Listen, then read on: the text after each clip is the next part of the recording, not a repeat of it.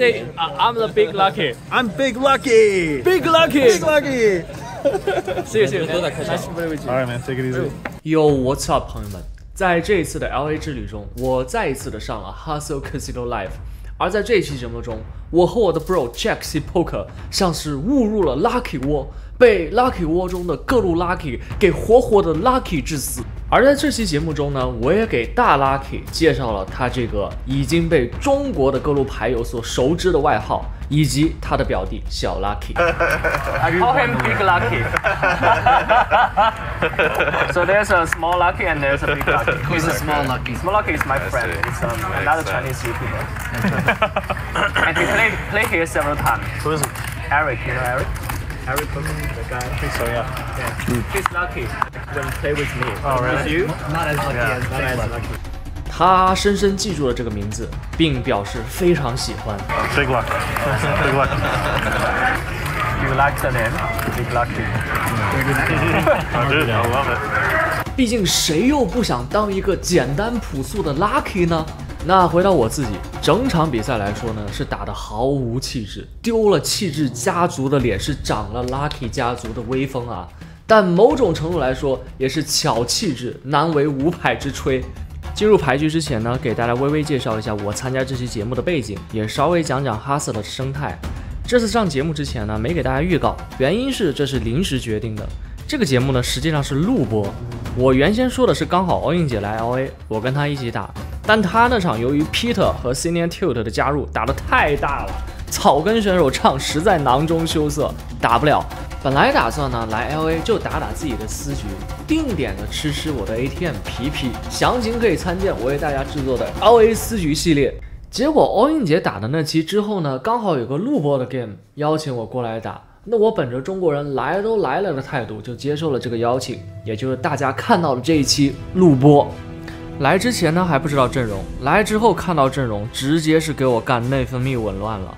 Hustle 它生态是这样的，最难打的局就是周三的局，由 Lucky 家族的老大 Mariano 和老二 Henry 领衔的 Pro 开会局。大家喜闻乐见的抽象玩家一般是不会来打这个局的。当天那个大局呢是不带这些 Pro 打，所以这些 Pro 全集合在这个录播的 Pro 开会局了。那我打的那局，除了熟知的 Mariano、Henry、Brown Baller 他也是 Pro， 而且众所周知，爱笑的男人运气一般不会太差。Facts. 可以算是 Lucky 家族的老三。这个 Gaston 呢大 Pro， 而且他面如钟馗，看着就吓人。而 Jeff 呢更是传说中的新加坡第一。这几个呢都是经营在 Hustle 的这个环境中非常久的 Pro 们了。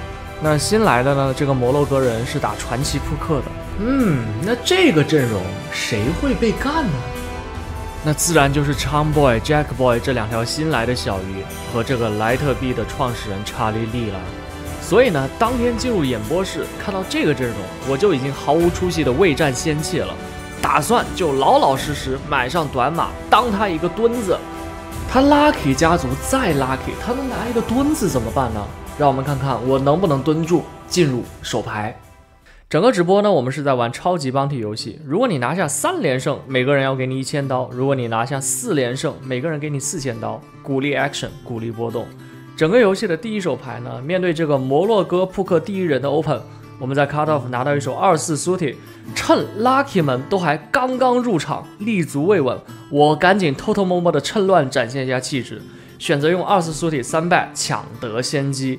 对手是没怎么想就遗憾离场了。整场的第一手牌，我们展现雄风，让我自我感觉良好，误以为今天晚上就要大展宏图了。过了几圈呢，实在是连24 Suited 这样的牌都没有，筹码慢慢在阴干。此时可以看到 Henry 面前已经有2个牌子了，在抢3连胜。前位呢 Brown Baller Limp，Henry 也 Limp， 其他玩家也纷纷 Limp。我们拿到 K10O， 在攻防3连胜的时候要考虑更多的事情。首先要小心，前位 Limp 的人有可能是在蹲 Henry。事实上，我们也看到爱笑的男孩确实蹲了一手 AQ。其次，还要考虑多人一起共同防守的事情。所以我们的 KTO 没有轻举妄动，也选择了 Limp 去做一个联防，就这么进入一个7人底池。Flop 呢拉出来 AQ5， 我们直接听前门 Nuts 花。此时全部过牌到抢3连胜的 Henry， 他选择下注500，Maddie 跟注。此时底池来到1750，我们后手还有5000，针对 Henry 去抢3连胜的牌型，我们去剥削他过度下注的倾向。我们的 Nuts 听牌选择了一个直接理亏 all in， 打算在一个多人池把对手的弱撑牌全部给击退。结果呢，还没有熬到 Henry， 直接到爱笑的男孩就没过那关。他思考片刻，选择优雅给我们 call 住。那他 call 住呢，这里我就大概猜到他在 pre 蹲了一手巨大的牌型。最终他告诉我们他有2对，我们发一次4-6开的跑马，完全是没有 poker justice。我们第一手白赢1万，瞬间输光，灰头土脸的进行了补马。下一手牌我们对阵新加坡第一，底池不大，但很有意思。我们此时面前有一个牌子，追逐第2个牌子，选择 open 了一手 J7O， 遭遇 Jeff 的一个3bet。Jeff 的牌风也是非常有气质，永远的秒 action， 从不拖泥带水。我也不能含糊，7个 O 秒 call 进去，跟他游戏翻后。flop 呢拉出来 Q59， 我们听后门花顺，后门3条，选择过牌给他，他寄出了一个秒 check， 转牌掉了一张7，使得我们有非常好的摊牌价值，能赢他所有的 A high 了，并且临场结合他 flop 的秒 check， 我会认为他这里就是一些比较大的有摊牌的 A high， 否则他的大对子会价值下注，而没有摊牌的结构牌会去 bluff。这里我们认为自己大概率领先，继续过牌，他也继续过牌。河牌掉了一张无关牌3，我们选择针对他的这些大 A high 的牌需要保价值，下注800。结果他喝着星巴克，选择在这个河牌给我吃了一个 raise 到2800，把我打的是疑窦重重啊！我是根本不知道他在自己的3bet炮连过3条街，这里能用什么老石子给我们吃一个 raise？ 我是思考了一会，想起了我的基本原则，就是当我看不懂的时候，我一般就选择弃牌，我盖掉了自己的勾7。结果可以看到 Jeff 是9勾 O， 所以 pre-flop 他是阅读出我的软弱，用9勾 O 3bet玩弄我，然后在河底他又精准捕捉到我就是在要保价值，用9一对反要我的一个保价值，从灵魂深处拿捏了我，将我玩弄于股掌之中。下一手牌实在是中不了牌，一手6-7缩底靠进去，4人底池，面对所有的 check， 硬着头皮是朝天开了一枪，心中大声呐喊，都给我 fold， 艰难的收下了底池。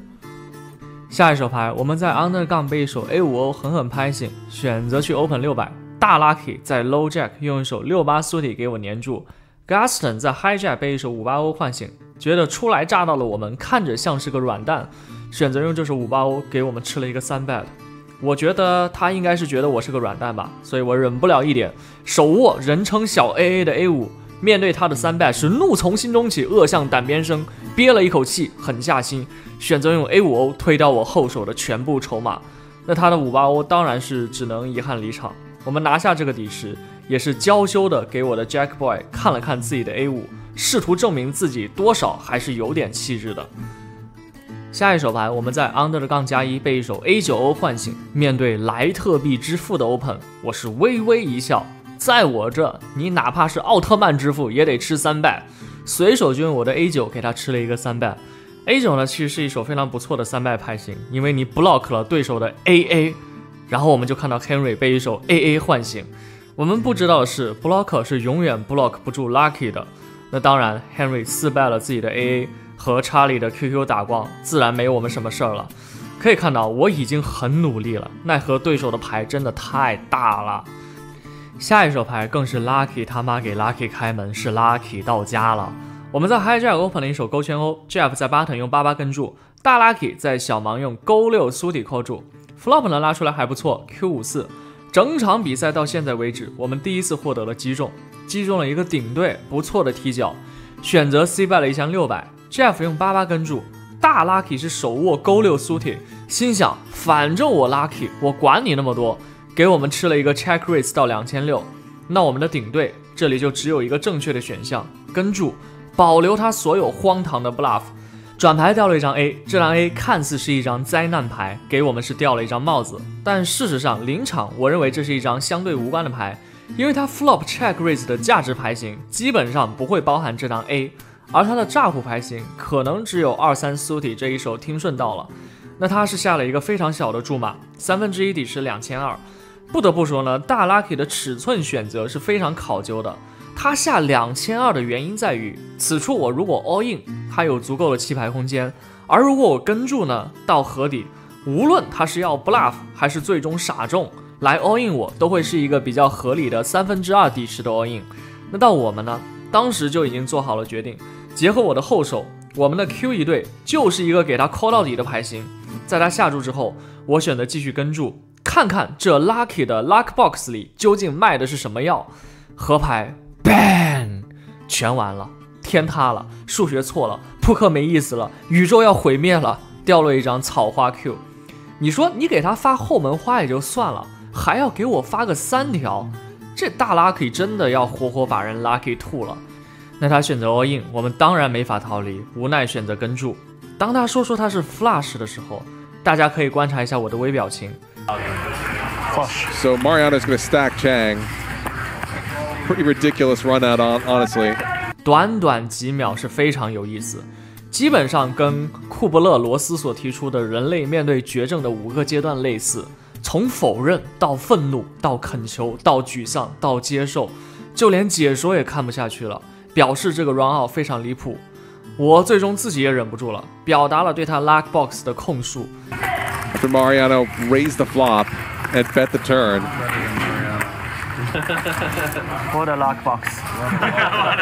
Unbelievable. 引来了桌上的阵阵哄笑。面对众人的哄笑，我突然感觉自己有点像酒馆里的孔乙己。我又掌握了一种 lucky 的 lucky 法。大家可以看到，打了这么多手牌，截止到现在，我没有靠摊牌赢过一手牌，真的是老大尽力了，输牌不怪他。然后终于，我们被一手德州扑克我第2喜欢的牌 KK 唤醒，3bet 了查理的 open。然后这个 Gaston 又来了，又给我们吃了一个4bet 到3200。查理的3次呢，当然是遗憾离场。那我们刚用 A5 推过他，现在拿到 KK， 借用他们 Lucky 家族小辈的说法，是到了我们的形象起作用的时候了。选择 all in 自己的全部后手，结果呢，他4bet 3200，我们 all in 9000，他感觉是套池了，只能选择跟注。Flop 直接杀死比赛，还是一个顶 set 打2队的哭了。我们也会有这样的运气吗？终于靠大牌赢下一个底池。下一手牌，我们用7-9缩底 open 600，再度遭遇 Jeff 的3bet，选择去跟注，游戏翻后。Flop 呢拉出来389，我们击中顶对后门顺后门葫芦，选择过牌。Jeff 选择用自己不含黑桃的裸 K 嗨 C bet 1800，我们简单的给他含住。转牌灾难牌单张橙花，我们的手牌瞬间沦为废土，选择过牌，打算放弃。结果 Jeff 也在有利位置过牌，合牌掉了一张5，我们在单张橙花的面上击中了自己的后门顺，可谓是喜忧参半啊。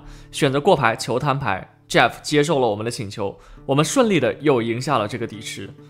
此时我们连续拿下2个底池去追逐3连胜，结果勾5 limp 进去，在 Family Pot 中了一个3条。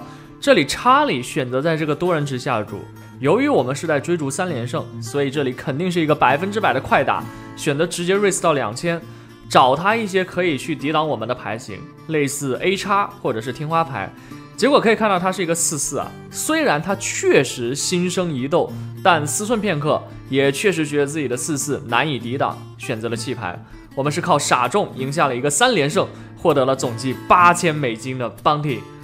然后到下一手牌，我觉得这是整个直播我打的最糟糕的一手牌，当然大家可能没有注意到啊，因为此时呢我已经3连胜了，其实是在追逐4连胜，而4连胜呢每个人要给我4000刀，也就是说对于我来说，底池里相当于已经有了总计32000刀的死钱，而我后手只有3万，所以这基本上就是一个强制 all in， 而且刚好我拿到的是非常好的 all in 牌型 K10， 只要不面对 AAKK，哪怕 all in 被跟住，高低3张 outs， 这里更是一个100%的强制 all in。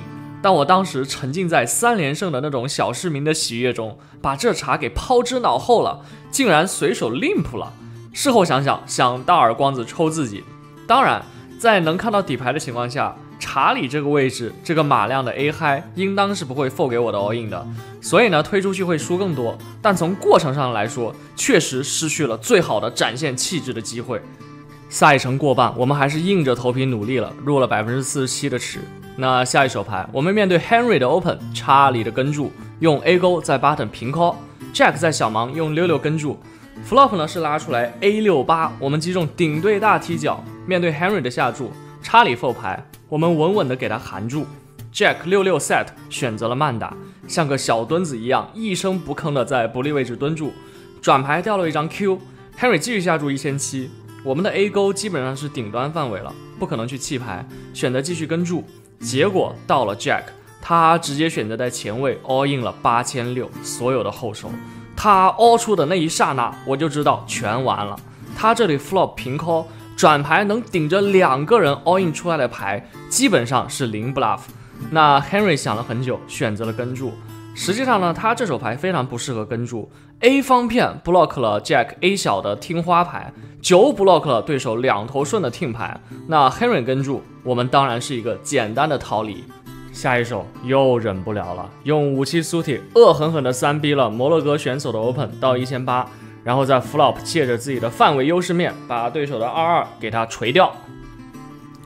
下一手牌面对 double straddle 200，我们被 A6 suited 唤醒 open 了一个1000，结果被4下扣住进入 flop 呢是拉出来26K， 我们击中中队后门花后门葫芦，借着自己的范围优势顶着3个人下注了一个重注2500，结果被2个我后卫的玩家纷纷给扣住。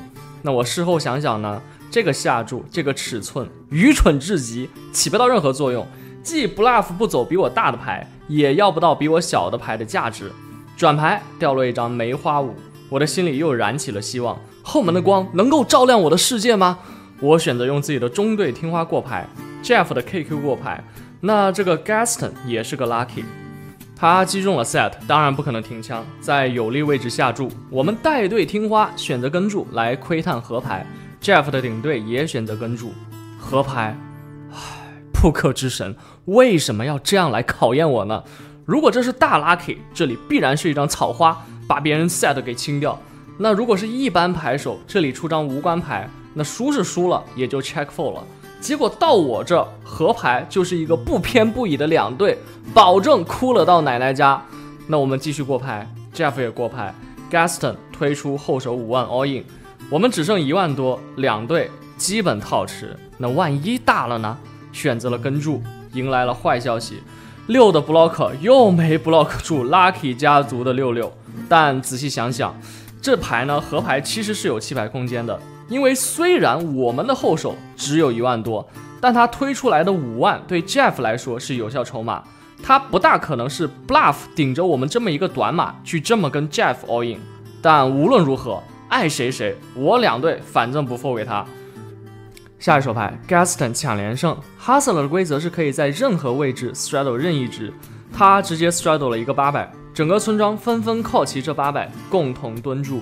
我们手握 K9， 游戏翻后 flop 呢拉出来23K， 我们在一个多人池里击中顶队，2个小时没见过这样的牌了，管不了他那么多了，先抡一枪，接近1/3底池2000，所有人弃牌，莱特币创始人跟住，转牌又掉落一张 K， 他继续过牌。这里呢，我基本能断定肯定是领先的，比起埋伏的 set 和一些大 K， 他的范围里会有更多的小 K 和听花牌，选择继续下重注5000，查理也没有什么二话，选择继续给我们 call 住。我们现在可以看到他是 K5 啊，基本没什么odds了。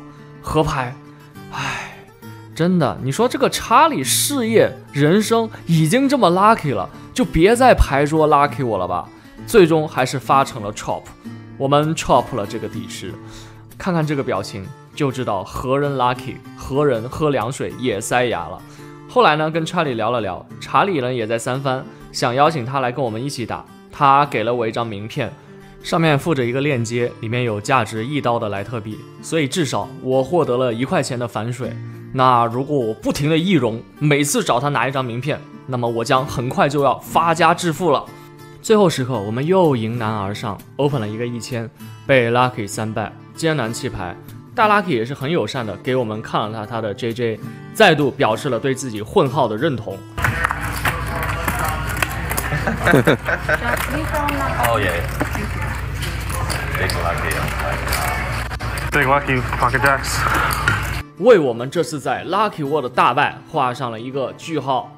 我总共上了3次 Hustler， 是3战3败，而这次事先没准备的误入 Lucky War， 输了3万多美金，更是憋屈到了极点。我当晚回去直接是嘴唇起泡，长了一身痱子。朋友们，我就不信了，我唱汉3还会再回来的。大家来点赞关注，安慰一下我吧。